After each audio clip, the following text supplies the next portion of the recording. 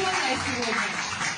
Вот буквально ее результат и как это произошло, Татьяна Викторовна, несколько слов. Мы были в театре «Новая опера» и слушали оперу. Я большая любительница, и меня долгие годы, практически всю жизнь, ну, как я хожу по театру, мучает проблема. Сухой воздух, у меня чувствительная слизистая, начинается мучительный кашель. Предугадать невозможно, вылечить невозможно, прекратить тоже невозможно. Я за свою жизнь высосала леденцов тонну.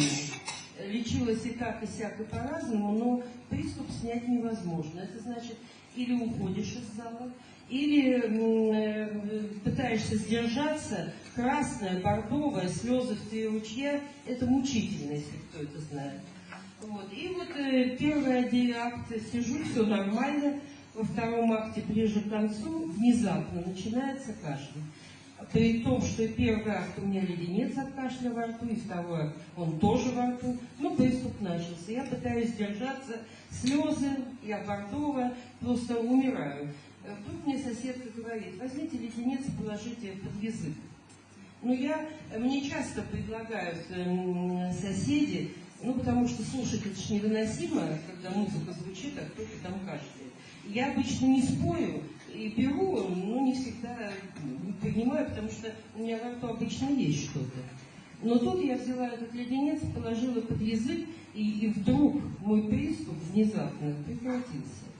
Я просто не верила, что такое может быть. И после окончания спектакля спросила у Саиды, что же это было такое.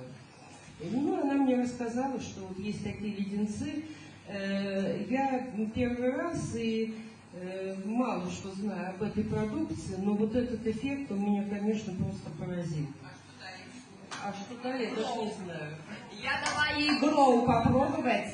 Просто вот было для меня удивительно, во-первых, что она не спросила, что это, просто взяла, сразу положила под язык. Да, оказывается, что очень много леденцов пробовала и получилось, что не получала тот самый результат. И вы знаете, я сидела рядом, первые 10 минут я наблюдала, ни разу не кашлянула.